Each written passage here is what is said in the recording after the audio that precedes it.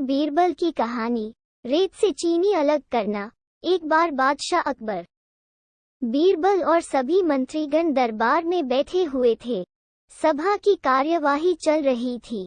एक एक करके राज्य के लोग अपनी समस्याएं लेकर दरबार में आ रहे थे। इसी बीच वहां एक व्यक्ति दरबार में पहुंचा। उसके हाथ में एक मर्तबान था। सभी उस मर्तबान की ओर देख रहे थे। तभी अकबर ने उस व्यक्ति से पूछा, क्या है इस मर्तबान में? उसने कहा, महाराज, इसमें चीनी और रेत का मिश्रण है। अकबर ने फिर पूछा, किस लिए? अब दरबारी ने कहा, गलती माफ हो महाराज, लेकिन मैंने बीरबल की बुद्धिमत्ता के कई किस्से सुने हैं। मैं उनकी परीक्षा लेना चाहता हूँ। मैं ये चाहता हूँ कि बीरबल इस रेत में से बिना पानी का इस्तेमाल किए चीनी का एक एक दाना अलग कर दें। अब सभी हैरानी से बीरबल की ओर देखने लगे। अब अकबर ने बीरबल की ओर देखा और कहा, देख लो बीरबल, अब तुम कैसे इस व्यक्ति के सामने अपनी बुद्धिमानी का परिचय दोगे? बीरबल ने मुस्कुराते हुए कहा, महाराज, हो जाएगा। ये तो मेरे बाएं हाथ का काम है।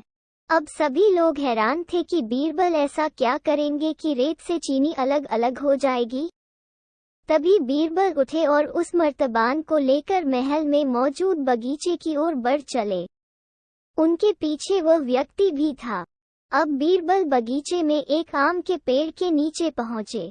अब वह मर्तबान में मौजूद रेत और चीनी के मिश्रण को एक आम के पेड़ के चारों तरफ फैलाने लगे। तभी उस व्यक्ति ने पूछा, अरे ये क्या कर रहे हो? इस पर बीरबल ने कहा, ये आपको कल पता चलेगा। इसके बाद दोनों महल में वापस आ गए। अब सभी को कल सुबह का इंतजार था। अगली सुबह जब दरबार लगा तो अकबर और सारे मंत्री एक साथ बगीचे में पहुंचे। साथ में बीरबल और रेत व चीनी का मिश्रण लाने वाला व्यक्ति भी था। सभी आम के पेड़ के पास पहुंच गए। सभी ने देखा कि अब वहां सिर्फ रेत पड़ी हुई है। दरअसल रेत में मौजूद चीनी को चींटियों ने निकालकर अपने बिल में इकट्ठा कर लिया था और बची खुची चीनी को कुछ चींटियां उठाकर अपने बिल में ले जा रही थी। इस पर उस व्यक्ति ने पूछा, चीनी कहाँ गई? तो बीरबल ने कहा, रेत से चीनी अलग हो गई है। सभी जोर जोर से हंसने लगे।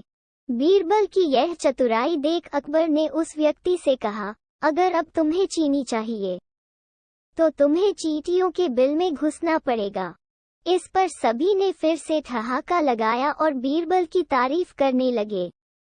कहानी से सीख, किसी को नीचा दिखाने का प्रयास आपके लिए हानिकारक हो सकता है।